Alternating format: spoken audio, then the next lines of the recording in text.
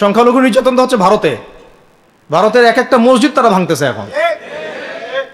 এটা এটা এটা একটা লক্ষণ। আস্তে আস্তে ওর মানচিত্র মসজিদের মতোই ভেঙে খান খান হয়ে যাবে ইনশাআল্লাহ। এরা যেমন অখণ্ড ভারত চায়, আমরাও অখণ্ড ভারতই চাই।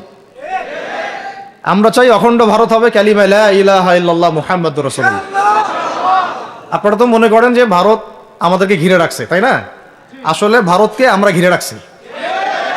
এই দিক থেকে আমরা, এই দিক থেকে চায়না, এখান থেকে নেপাল, এখান থেকে ভুটান, এখান থেকে মায়ানমার, এখান থেকে পাকিস্তান, আর তার চেয়ে বাপ আছে আফগানিস্তান।